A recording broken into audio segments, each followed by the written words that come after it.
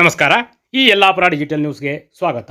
ವೀಕ್ಷಕರೇ, ವೈವಿಧ್ಯಮಯ ಸುದ್ದಿಗಳನ್ನು ನಿರಂತರವಾಗಿ ವೀಕ್ಷಿಸಲು ಈ ಯಲ್ಲಾಪುರ ಡಿಜಿಟಲ್ ನ್ಯೂಸ್ ಯೂಟ್ಯೂಬ್ ಚಾನಲನ್ನು ಸಬ್ಸ್ಕ್ರೈಬ್ ಮಾಡಿ. ಸುದ್ದಿ, ಜಾಹೀರಾತು, ಪ್ರಚಾರಕ್ಕಾಗಿ ನಮ್ಮನ್ನು ಸಂಪರ್ಕಿಸಿ. ಆತ್ಮೀಯ ವೀಕ್ಷಕರೇ, ನಮಸ್ಕಾರ. ತಮ್ಮೆಲ್ಲರಿಗೂ ಯುಗಾದಿ ಹಬ್ಬದ ಹಾರ್ದಿಕ ಶುಭಾಶಯಗಳನ್ನು ಕೋರ್ತೇನೆ.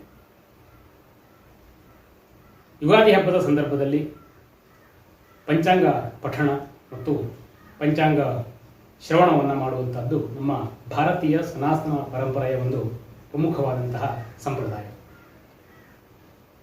ಯುಗಾದಿ ಹಬ್ಬದ ಸಂದರ್ಭದಲ್ಲಿ ಮೇಷಾದಿ ದ್ವಾದಶ ರಾಶಿಗಳ ಶುಭಾಶುಭ ಫಲಗಳನ್ನು ಅವಲೋಕಿಸುವುದು ಸಹ ಒಂದು ಸಂಪ್ರದಾಯ. ಬನ್ನಿ, ವಿಶ್ವಾವಸು ಸಂವತ್ಸರದ ಶುಭ ಸಂದರ್ಭದಲ್ಲಿ ಮೇಷಾದಿ ದ್ವಾದಶ ರಾಶಿಗಳ ಶುಭಾಶುಭ ಫಲಗಳನ್ನು ಒಮ್ಮೆ ಅವಲೋಕಿಸೋಣ. ಇವತ್ತು ನಮ್ಮ ಜೊತೆ ನಾಡಿನ ಖ್ಯಾತ ವಿದ್ವಾಂಸರು, ಜ್ಯೋತಿಷಿಗಳಾದ ವಿದ್ವಾನ್ ಗೋಪಾಲಕೃಷ್ಣ ಭಟ್ ಹಂಡ್ರಮನಿಯವರು ಇದ್ದಾರೆ. ಮೇಷದಿಂದ ಮೀನರಾಶಿಯವರೆಗಿನ ದ್ವಾದಶ ರಾಶಿಗಳ ಶುಭಾಶುಭ ಫಲಗಳನ್ನು ಈ ಸಂದರ್ಭದಲ್ಲಿ ಅವರು ತಿಳಿಸಿಕೊಡಲಿಕ್ಕಿದ್ದಾರೆ.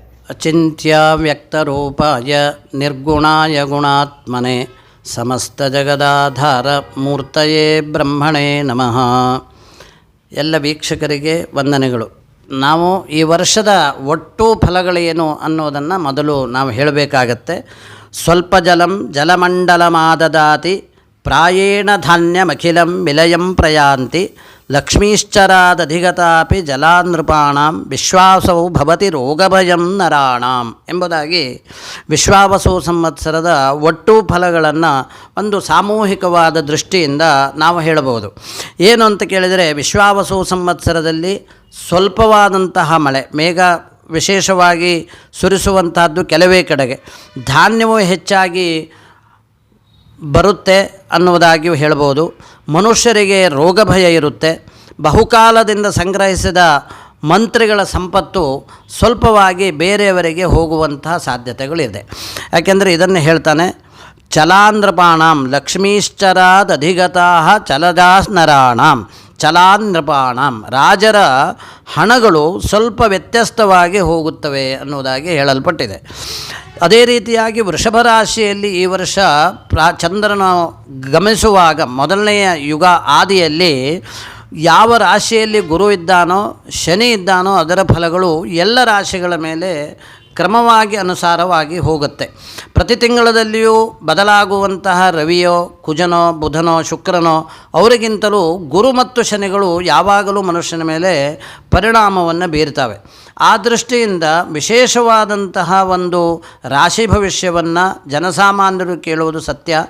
ಅದೇ ರೀತಿಯಾಗಿ ಇಡೀ ದೇಶದ ಮೇಲೆ, ರಾಜ್ಯದ ಮೇಲೆ ಏನು ಚಾರ ಆಗುತ್ತೆ, ಗುರುವಿನ ಚಾರದ ಫಲ ಏನು ಅಂತಂದರೆ, ವೃಷರಾಶಿಗತೆ ಜೀವೆ ಕುಸ್ತ್ರೀಪತಿನಾಶನಂ ಮಧ್ಯವೃಷ್ಟಿ ಸಸ್ಯಹಾನಿ ನೃಪಾಣಾಂ ಸಮರಂ ಮಹತ್ ಅನ್ನುವುದಾಗಿ.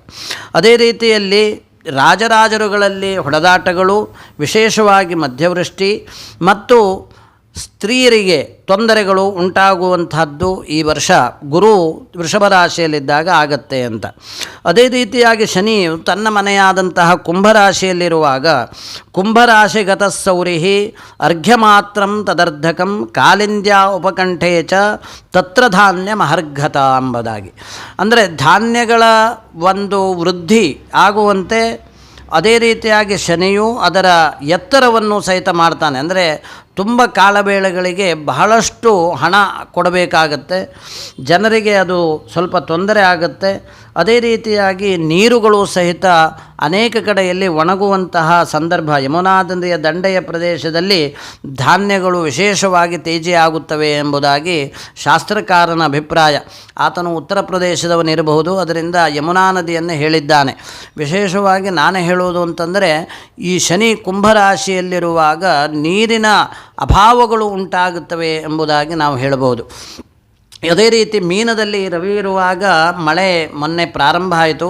ಇದರ ಅರ್ಥ ಏನು ಅಂತಂದರೆ ಸ್ವಲ್ಪ ನೀರಿನ ಅಭಾವಗಳು ಈ ವರ್ಷ ಕೊನೆಯ ಭಾಗದಲ್ಲಿ ಮತ್ತು ಈವಾಗ ಮೇ ತಿಂಗಳಲ್ಲಿ ಪ್ರಾರಂಭವಾಗಲಿಕ್ಕೆ ಸಾಧ್ಯತೆ ಇದೆ. ರೋಗ ಬಾಧೆಗಳು ಎಲ್ಲ ಕಡೆಗೆ ಉಂಟಾಗುತ್ತೆ. ವಿಶೇಷವಾಗಿ ಮೇಷರಾಶಿ, ವೃಷಭ ರಾಶಿ ಅವರವರ ಕಂದಾಯದ ಫಲಗಳನ್ನು ಮತ್ತು ಅವರಿಗೆ ರಾಶಿ ಫಲವನ್ನು ಹೇಳಬೇಕು. ಮೇಷರಾಶಿಯವರಿಗೆ ದ್ವಿತೀಯದಲ್ಲಿ ಗುರು ಇದ್ದು ಲಾಭದಲ್ಲಿ ಶನಿ ಇರುವುದರಿಂದ ಅವರ ಸೌಖ್ಯ ಮತ್ತು ಅವರ ಜೀವನದಲ್ಲಿ ಅವರ ಚಿಂತನೆಗಳು ಎಲ್ಲ ಈ ವರ್ಷ ಉತ್ತಮವಾಗುತ್ತೆ. ಅವರಿಗೆ ಅಶ್ವಿನಿ, ಭರಣಿ, ಕೃತಿಕೆ ಅಂತ 3 ನಕ್ಷತ್ರಗಳು ಅದರಲ್ಲಿ ಬರ್ತವೆ. ಮುಖ್ಯವಾಗಿ ಮೇಷರಾಶಿ ಮತ್ತು ವೃಶ್ಚಿಕ ರಾಶಿಯವರಿಗೆ ಈ ವರ್ಷ 14 ಆದಾಯ, 11 ಖರ್ಚು ಇದೆ. ದ್ವಿತೀಯ ಮತ್ತು ಲಾಭಾಧಿಪತಿಗಳು ದ್ವಿತೀಯ ಲಾಭಾಧಿಪತಿಗಳು ಉತ್ತಮವಾದಂತಹ ಸ್ಥಳದಲ್ಲಿರುವುದರಿಂದ ಅವರ ಮನಸ್ಸಿನ ಕಾಮನೆಗಳು ಪೂರ್ತಿಯಾಗುತ್ತವೆ. ಹಾಗೆ ವೃಷಭ ರಾಶಿಯನ್ನು ನಾವು ನೋಡುವಾಗ ವೃಷಭ ರಾಶಿಯಾಧಿಪತಿಯಾದ ಶುಕ್ರನು ಲಾಭದಲ್ಲಿ, ಲಗ್ನದಲ್ಲಿ ಲಾಭಾಧಿಪತಿಯಾದ ಶುಕ್ರ, ಕರ್ಮಸ್ಥಾನದಲ್ಲಿ ಶನಿ ಇರುವುದರಿಂದ ವೃಷಭ ರಾಶಿಯವರಿಗೆ ಈ ವರ್ಷ ತುಂಬ ಒಳ್ಳೆಯ ಫಲಗಳುಂಟು. ಇಡೀ ವರ್ಷದ ಸಾಮಾನ್ಯ ಫಲಗಳನ್ನು ನೋಡುವಾಗ ಅವರ ಅಭೀಷ್ಟಗಳೆಲ್ಲ ಸಿದ್ಧಿಸ್ತವೆ. ವಿವಾಹೋತ್ಸುಕರಿಗೆ ವಿವಾಹ ಆಗುವಂತಹ ಲಕ್ಷಣ, ವ್ಯಾಪಾರೋದ್ಯಮಗಳಿಗೆ ತುಂಬ ಅನುಕೂಲ. ಅವರ ಆದಾಯಗಳು ಸಹಿತ 8 ಆದಾಯ, 5 ಖರ್ಚು ಅವರಿಗಿದೆ. ಹಾಗೆ ಮಿಥುನ ರಾಶಿಯವರನ್ನು ನಾವು ಗಮನಿಸುವ, ಮಿಥುನ ರಾಶಿಯಲ್ಲಿ ಲಾಭಭಾವದಲ್ಲಿ ಇವತ್ತು ಅತ್ಯಂತ ಶ್ರೇಷ್ಠವಾದ ಗ್ರಹ ಇದೆ. ಆದರೆ ವ್ಯಯದಲ್ಲಿ ಗುರು ಇರುವುದರಿಂದ ಅವರಿಗೆ ಖರ್ಚುಗಳು ಜಾಸ್ತಿ, ಮಾನಸಿಕ ಒತ್ತಡಗಳಿರ್ತವೆ ಮತ್ತು ಚಂದ್ರನಿಂದ ಅವರಿಗೆ ಅನುಕೂಲವಾಗುವುದಿಲ್ಲ. ಯಾಕೆಂದರೆ ಲಾಭದಲ್ಲೇ ಚಂದ್ರನಿದ್ದರೂ ಸಹಿತ ಪಾಪಗ್ರಹಗಳ ದೃಷ್ಟಿಯಲ್ಲಿ, ಶನಿಯ ದೃಷ್ಟಿಯಲ್ಲಿ ನೋಡಲ್ಪಟ್ಟಿರುವುದರಿಂದ ಮಿಥುನ ರಾಶಿಯವರಿಗೆ ಸ್ವಲ್ಪ ಹಾನಿ ಇದೆ. ಅವರ ಆದಾಯ ಈ ವರ್ಷ ಉತ್ತಮವಾಗುವಂಥ ಸಾಧ್ಯತೆಗಳು ಉಂಟು. ಯಾಕೆಂದರೆ ಭಾಗ್ಯಾಧಿಪತಿ ಭಾಗ್ಯದಲ್ಲಿರುವ ಆದಾಯ ಅವರದ್ದು ಹೆಚ್ಚಿದಿರುತ್ತೆ. ಆದರೂ ಸಹಿತ ಮಾನಸಿಕವಾಗಿ ಅವರಿಗೆ ಕಿರಿಕಿರಿಗಳಿರ್ತವೆ. ಆದರೆ ಇವರಿಗೆ 14 ಆದಾಯ, 2 ಖರ್ಚು ಈ ವರ್ಷದ ಗಣಿತದ ಪ್ರಕಾರ ಇದೆ. ಆದ್ದರಿಂದ ಅವರ ಆದಾಯದಲ್ಲಿ ಅವರಿಗೆ ಅನುಕೂಲ ಆಗುತ್ತೆ. ಯಾಕೆಂದರೆ ಮಿಥುನ ರಾಶಿಯವರಿಗೆ ಭಾಗ್ಯದಲ್ಲಿ ಶನಿ ಇರುವುದರ ಫಲಗಳನ್ನು ಅವರು ಊಟ ಮಾಡ್ತಾರೆ. ವಿಶೇಷವಾಗಿ ಅವರು ಮಾರುತಿ ದರ್ಶನ ಮತ್ತು ಶನೇಶ್ವರನ ಸ್ತೋತ್ರಗಳನ್ನು ಹೇಳೋದು ಒಳ್ಳೆಯದು. ಕರ್ಕಾಟಕ ರಾಶಿಯವರಿಗೆ ಅನುಕೂಲವಾದಂತಹ ವಾತಾವರಣ ಈ ವರ್ಷ ಇರುತ್ತೆ. ಕರ್ಕಾಟಕದವರಿಗೆ ಲಾಭದಲ್ಲಿ ಗುರು, ಅನೇಕ ದಿವಸಗಳ ನಂತರ ವ್ಯಯದಲ್ಲಿ ಗುರು ಬರುವುದರಿಂದ ಗುರುಜನರ ಅಂದರೆ ಅವರಿಗಿಂತ ಹಿರಿಯರಿಗೆ ಸ್ವಲ್ಪ ತೊಂದರೆಗಳಾಗ್ತದೆ. ಅಷ್ಟಮದಲ್ಲಿ ಶನಿ ಇದೆ ಕರ್ಕಾಟಕ ರಾಶಿಯವರಿಗೆ, ಹಾಗಾಗಿ ಸಂಚಾರಗಳು ಜಾಸ್ತಿ ಆಗ್ತವೆ. ಅದರಿಂದ ಖರ್ಚುಗಳು ಅವರಿಗೆ ಜಾಸ್ತಿ.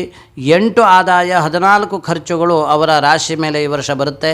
ಆದ್ದರಿಂದ ಕರ್ಕಾಟಕ ರಾಶಿಯವರು ವಿಶೇಷವಾಗಿ ಈಶ್ವರಾರಾಧನೆಯನ್ನು ಮಾಡಿಕೊಂಡು ತಮ್ಮ ಜೀವನದಲ್ಲಿ ಸುಖವನ್ನು ಹೊಂದಬಹುದು. ಯಾಕೆ ಇದನ್ನು ಹೇಳಬೇಕು ಅಂತ ಕೇಳಿದರೆ, ಅಹಿಂಸಕಸ್ಯ ದಾಂತಸ್ಯ ಧರ್ಮಾರ್ಜಿತ ಧನಸ್ಯ ಚ ಸರ್ವದಾ ನಿಯಮಸ್ಥಸ್ಯ ಸದಾ ಸಾನುಗ್ರಹ ಗ್ರಹ ಅಂತ. ಗ್ರಹಗಳು ಈ ಅಹಿಂಸಕನಿಗೆ ಅಂದರೆ ಹಿಂಸೆಯನ್ನು ಬೇರೆಯವರಿಗೆ ಮಾಡದೇ ಇದ್ದರೆ, ದಾನಗಳನ್ನು ಮಾಡ್ತಾ ಇದ್ದರೆ, ಧರ್ಮದಿಂದ ಆರ್ಜಿಸಲ್ಪಟ್ಟ ಧನವುಳ್ಳವನಿಗೆ ಯಾವಾಗಲೂ ಹಿಂಸೆ ಮಾಡುವುದಿಲ್ಲ ಅನ್ನುವಂಥದ್ದು ಒಂದು ಮಾತು. ಇದರ ಅರ್ಥ ಏನು ಅಂದರೆ, ವ್ಯಕ್ತಿ ತನ್ನ ಜೀವನದಲ್ಲಿ ಉತ್ತಮವಾದದ್ದನ್ನು ಅಳವಡಿಸಿಕೊಳ್ಳಬೇಕು ಎನ್ನುವುದಕ್ಕೆ ಇಂತಹ ಫಲಗಳನ್ನೆಲ್ಲ ಹೇಳಿದರು.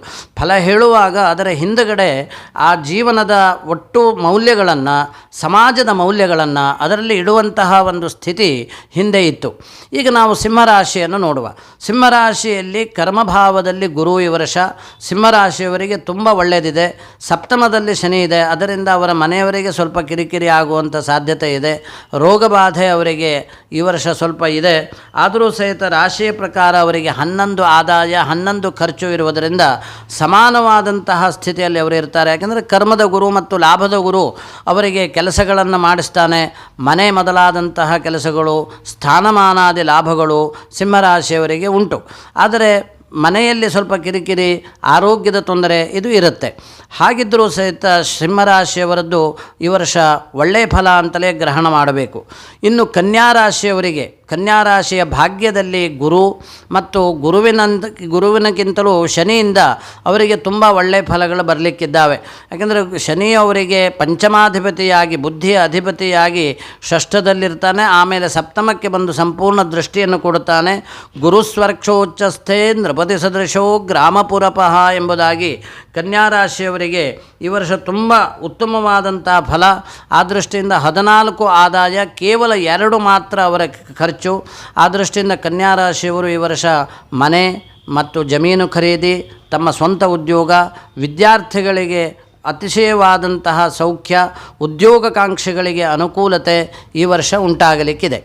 ತುಲಾರಾಶಿಯವರಿಗೆ ವಿಶೇಷವಾಗಿ ತುಲಾರಾಶಿಯವರದ್ದು ಅತ್ಯಂತ ಅನುಕೂಲ ಏಪ್ರಿಲ್ ನಂತರ ಬರುತ್ತೆ. ಯಾಕೆಂದರೆ ಗುರು ಅವರಿಗೆ ಭಾಗ್ಯದಲ್ಲಿ ಏಪ್ರಿಲ್ ನಂತರ ಬರುತ್ತೆ. ಅದೇ ರೀತಿಯಾಗಿ ಶನಿಯೂ ಸಹಿತ ಅವರಿಗೆ ಅನುಕೂಲ. ತುಲಾರಾಶಿಯವರ ಒಟ್ಟು ಸಂಗ್ರಹದಲ್ಲಿ ಈ ವರ್ಷ 8% ಪ್ರಮಾಣ ಅವರಿಗೆ ಅನುಕೂಲ ಆಗುತ್ತೆ, 5% ಪ್ರಮಾಣ ಮಾತ್ರ ಹಾನಿ ಇದೆ. ಹಾಗಾಗಿ ತುಲಾರಾಶಿಯವರಿಗೆ ತೌಲಸ್ಥಿತೇ ಅಮರ ವಿಪ್ರಭಕ್ತಿ ನಿರತೋ ಬಂಧುಪ್ರಿಯೋ ವಿತ್ತವಾನ್ ಎಂಬುದಾಗಿ ಮೊದಲನೇದಾಗಿ ಹೇಳ್ತಾರೆ.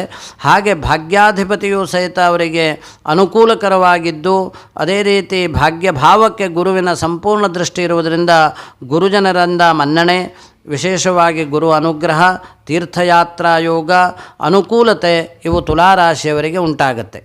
ಇನ್ನು ವೃಶ್ಚಿಕ ರಾಶಿಯವರದ್ದು ಕುಜ ಅದರ ಅಧಿಪತಿಯಾಗಿದ್ದಾನೆ. ಕುಜ ಈ ವರ್ಷ ರಾಶಿಯ ಪ್ರವೇಶ ಸಮಯದಲ್ಲಿ ಅಷ್ಟಮದಲ್ಲಿದ್ದಾನೆ. ಅದರಿಂದ ಶಾರೀರಿಕವಾಗಿ ಅವರಿಗೆ ಸ್ವಲ್ಪ ಕಿರಿಕಿರಿ, ವಿಶೇಷವಾದಂತಹ ರೋಗಬಾಧೆ ಉಂಟಾಗಬಹುದು. ಆದರೆ ಗುರುವಿನ ದೃಷ್ಟಿಯಿಂದ ಸಪ್ತಮ ಭಾವ ಅನುಕೂಲಕರವಾಗಿರುವುದರಿಂದ ಅವರಿಗೆ ಅವರ ಮನೆಯವರಿಂದ ಮತ್ತು ಬಂಧುಗಳಿಂದ ಅವರಿಗೆ ಅನುಕೂಲ ಆಗುತ್ತೆ. ವೃಶ್ಚಿಕ ರಾಶಿಯವರಿಗೆ 14 ಆದಾಯ, 11 ಮಾತ್ರ ಖರ್ಚು ಇರುವುದರಿಂದ 3% ಹೆಚ್ಚು ಅವರಿಗೆ ಆದಾಯ ಇರುವುದರಿಂದ ಆದಾಯದ ದೃಷ್ಟಿಯಿಂದ ಅನುಕೂಲ. ವಿಶೇಷವಾದ ಭೂಮಿಯ ಸಂಗ್ರಹ ಅನುಕೂಲ ಆಗುತ್ತೆ ಅವರಿಗೆ. ಮನೆಯನ್ನು ಕಟ್ಟುವವರಿಗೆ ಅನುಕೂಲ. ಶಿಕ್ಷಣಕ್ಕೆ ಗುರುವಿನ ದೃಷ್ಟಿ ಇರುವುದರಿಂದ ಉತ್ತಮ ಶಿಕ್ಷಣವನ್ನು ಪಡೆಯಬಹುದು. ವೃಶ್ಚಿಕ ರಾಶಿಯವರು ವಿದ್ಯಾರ್ಥಿಗಳಿಗೆ ಅನುಕೂಲವಾದಂತಹ ಕಾಲ ಇದು ಅಂತ ಹೇಳ್ಬೋದು. ಹಾಗೆ ಧನುರಾಶಿಯಾಧಿಪತಿಯಾದ ಗುರು ಸಪ್ತಮದಲ್ಲಿ ಬರ್ತಾನೆ. ಶನಿ ತೃತೀಯದಲ್ಲಿದ್ದು ವಿಕ್ರಮ ಸ್ಥಾನದಲ್ಲಿದ್ದಾನೆ. ಮೊದಲನೇದಾಗಿ ಅವರು ಹೋರಾಟ ಮಾಡಿಕೊಂಡೇ ಬಂದಿರುವಂತಹ ಜೀವನದವರವರು. ಅಂತಹ ಹೋರಾಟದ ಜೀವನದಲ್ಲಿ ಧನುವಿನ ರಾಶಿಯವರಿಗೆ ಗುರುವಿನ ಅನುಗ್ರಹ ಸಂಪೂರ್ಣ ಈ ವರ್ಷ ಸಿಗುತ್ತೆ. ಅದೇ ರೀತಿಯಾಗಿ ತೃತೀಯ ಅಂದರೆ ವಿಕ್ರಮ ಸ್ಥಾನದಲ್ಲಿ ಶನಿಯೂ ಸಹಿತ ಅನುಕೂಲವನ್ನು ಉಂಟು ಮಾಡ್ತಾನೆ. ಹಾಗಾಗಿ ಧನುರಾಶಿಯವರ ಒಟ್ಟು ಸಂಗ್ರಹ 11, ಅದರಲ್ಲಿ ಖರ್ಚು ಕೇವಲ 2. ಆದ್ದರಿಂದ ಅವರು ಭೂಮಿ, ಮನೆ, ಆಸ್ತಿ ಮೊದಲಾದವುಗಳನ್ನು ಖರೀದಿ ಮಾಡಬಹುದು. ವ್ಯಾಪಾರಸ್ಥರಿಗೆ, ಉದ್ಯೋಗಸ್ಥರಿಗೆ ಧನುರಾಶಿಯವರಿದ್ದರೆ ಅವರಿಗೆ ಈ ವರ್ಷ ತುಂಬ ಅನುಕೂಲ. ಅದೇ ರೀತಿಯಾಗಿ ವಿದ್ಯಾರ್ಥಿಗಳು ಸಹಿತ ತಮ್ಮ ಅನುಕೂಲವಾದಂತಹ ಪದವಿಯನ್ನು ಪಡೆಯುವುದಕ್ಕೆ ಈ ವರ್ಷ ಪರೀಕ್ಷೆಗಳನ್ನು ಬರೆಯಬಹುದು. ಹಾಗೆ ಅವರ ಜೀವನದಲ್ಲಿ ಉದ್ಯೋಗವು ಸಹಿತ ಅವರಿಗೆ ತುಂಬ ಒಳ್ಳೆಯದಾಗಿ ಸಿಗುತ್ತೆ. ಮಕರ ರಾಶಿಯವರಿಗೆ ಈ ವರ್ಷ ದ್ವಿತೀಯ ಭಾವದಲ್ಲಿ ಇರುವಂತಹದ್ದು ಶನಿ, ಪಂಚಮದಲ್ಲಿರುವಂತಹ ಗುರು ಕೆಲವೇ ದಿವಸಗಳಲ್ಲಿ ಷಷ್ಠಕ್ಕೆ ಹೋಗ್ತಾನೆ. ಹಾಗಾಗಿ ಅವರಿಗೆ 5% ಆದಾಯ, 5% ವ್ಯಯ ಅನ್ನೋದನ್ನು ನಮ್ಮ ಗಣಿತದಲ್ಲಿ ಪ್ರಕಾರ ಹೇಳಿದ್ದಾರೆ. ಹಾಗಾಗಿ ಮಕರ ರಾಶಿಯವರು ಈಶ್ವರಾರಾಧನೆಯನ್ನು ಹಾಗೂ ಶನೇಶ್ವರ ಸ್ತೋತ್ರವನ್ನು, ದೇವಿ ಆರಾಧನೆಯನ್ನು ಮಾಡಿಕೊಳ್ಳುವುದು ತುಂಬ ಒಳ್ಳೆಯದು. ಅದರಿಂದ ಅವರು ಅಭೀಷ್ಟವನ್ನು ಪಡೆಯಬಹುದು.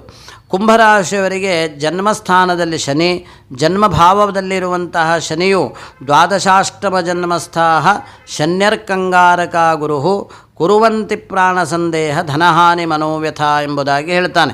ಶನಿ ಕುಂಭರಾಶಿಯಲ್ಲೇ ಇದ್ದು ಈ ವರ್ಷ ಚತುರ್ಥ ಭಾವದಲ್ಲಿ ಗುರು ಇರುವುದರಿಂದ ಕುಂಭರಾಶಿಯವರಿಗೆ ಅನಾನುಕೂಲತೆಗಳು ಜಾಸ್ತಿ, ಅವರ ಆದಾಯಗಳು ಸಹಿತ ಕಡಿಮೆ ಆಗುವಂಥ ಸಾಧ್ಯತೆ ಇದೆ. ಅದರಿಂದ ಅವರು ಈಶ್ವರನ ಅಭಿಷೇಕ, ಪುರುಷ ಸೂಕ್ತ, ವಿಷ್ಣು ಸಹಸ್ರನಾಮ ಮೊದಲಾದವುಗಳನ್ನು ಮಾಡಿಕೊಳ್ಳುವುದು ತುಂಬ ಒಳ್ಳೆಯದು. ಆದಷ್ಟು ವಿಷ್ಣುವಿನ ಆರಾಧನೆ, ವಿಷ್ಣುವಿನ ಭಜನೆಯನ್ನು ಮಾಡಿ ಕಷ್ಟದಿಂದ ಪರಿಹಾರವನ್ನು ಕಂಡುಕೊಳ್ಳಬೇಕು. ಮುಂದೆ ಜುಲೈದ ನಂತರ ಅವರಿಗೆ ಪಂಚಮದಲ್ಲಿ ಗುರು ಬರುವುದರಿಂದ ವಿದ್ಯಾರ್ಥಿಗಳಿಗೆ, ಕುಂಭರಾಶಿಯವರ ಉದ್ಯೋಗಿಗಳಿಗೆ ಅನುಕೂಲವಾಗುತ್ತೆ. ಹಾಗೆ ಮೀನರಾಶಿಯಾಧಿಪತಿಯಾದ ಗುರುವು ಚತುರ್ಥದಲ್ಲಿ ಈ ವರ್ಷ ಇರ್ತಾನೆ.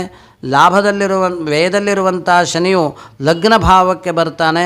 ಆದರೆ ಗ್ರಹಗಳ ಸ್ಥಿತಿ ನೋಡುವಾಗ ರವಿ ಚಂದ್ರ, ರವಿ ಕುಜ, ರವಿ ಬುಧ ಇವರೆಲ್ಲರ ಒಂದು ಏನು ಯೋಗ ಇದೆ ಅದು ಮೀನರಾಶಿಯ ಮೇಲೆ ಈ ವರ್ಷ ಇದೆ. ಆ ದೃಷ್ಟಿಯಿಂದ ಮೀನರಾಶಿಯವರು ಶಾರೀರಿಕವಾಗಿ ಸ್ವಲ್ಪ ಅನಾನುಕೂಲತೆಗಳಾಗುವಂಥ ಲಕ್ಷಣ ವಿಶೇಷವಾಗಿ ಕಾಣುತ್ತೆ. ಅವರ ರಾಶ್ಯಾಧಿಪತಿಯಲ್ಲಿ 11 ಆದಾಯ 2 ವ್ಯಯ ಇದೆ. ಆ ದೃಷ್ಟಿಯಿಂದ ಆದಾಯವನ್ನು ಹೆಚ್ಚು ಮಾಡುವಲ್ಲಿ ಶಾರೀರಿಕವಾದ ಅನಾರೋಗ್ಯ ಅವರಿಗೆ ಆಗಬಹುದು. ಅನಾರೋಗ್ಯದ ಬಗ್ಗೆ ಈಶ್ವರಾರಾಧನೆಯನ್ನು ಮಾಡಿಕೊಳ್ಬೇಕು. ಅವರು ಅತ್ಯಂತ ಶ್ರೇಷ್ಠವಾದಂತಹ ಸಾಧನೆಯನ್ನು ಈ ವರ್ಷ ಮಾಡ್ತಾರೆ ಮೀನರಾಶಿಯವರು ಅಂತ ಹೇಳ್ತಾ, ಎಲ್ಲ ರಾಶಿಯವರಿಗೂ ಸಹಿತ ಗ್ರಹಗಳು ಅನುಕೂಲವನ್ನು ಉಂಟು ಮಾಡಲಿ ಎನ್ನುವ ಭಾವದೊಂದಿಗೆ ಈ ರಾಶಿ ಭವಿಷ್ಯವನ್ನು ಮುಗಿಸ್ತೇವೆ. ಇದುವರೆಗೆ ಹೊಸ ಸಂವತ್ಸರದ ಮೇಷಾದಿ ರಾಶಿಗಳ ಭವಿಷ್ಯವನ್ನು, ಶುಭಾಶುಭ ಫಲಗಳನ್ನು ಅತ್ಯಂತ ಅರ್ಥಪೂರ್ಣವಾಗಿ ನಮಗೆ ತಿಳಿಸಿಕೊಟ್ಟಂತಹ ವಿದ್ವಾನ್ ಗೋಪಾಲಕೃಷ್ಣ ಭಟ್ ಹಂಡ್ರಮನೆಯವರಿಗೆ ಈ ಯಲ್ಲಾಪುರ ಡಿಜಿಟಲ್ ನ್ಯೂಸ್, ಸುಜ್ಞಾನ ವಾಹಿನಿ ಪತ್ರಿಕೆ ಮತ್ತು ಸುಜ್ಞಾನ ಸೇವಾ ಫೌಂಡೇಶನ್ ಈ ಎಲ್ಲ ಪರವಾಗಿ, ಓದುಗರ ಪರವಾಗಿ, ವೀಕ್ಷಕರ ಪರವಾಗಿ ಹಾರ್ದಿಕ ಅಭಿನಂದನೆಯನ್ನು ಸಲ್ಲಿಸ್ತೇವೆ. ನಮಸ್ಕಾರ.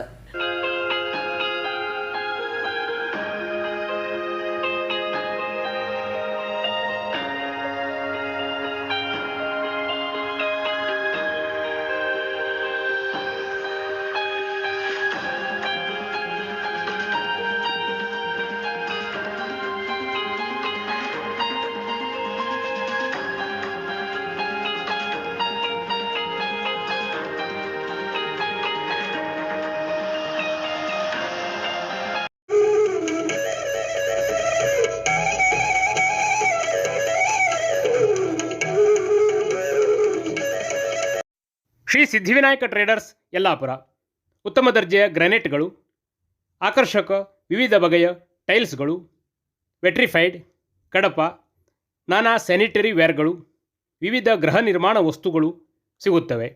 ಪ್ರಸಿದ್ಧ ಬರ್ಗರ್ ಕಂಪನಿಯ ಪೇಂಟ್ ಸಹ ಲಭ್ಯ. ವಿಶ್ವಾಸಾರ್ಹ ಸೇವೆ, ಸ್ಪರ್ಧಾತ್ಮಕ ದರ. ಇಂದೇ ಭೇಟಿ ನೀಡಿ ಶ್ರೀ ಸಿದ್ಧಿವಿನಾಯಕ ಟ್ರೇಡರ್ಸ್ ಯಲ್ಲಾಪುರ.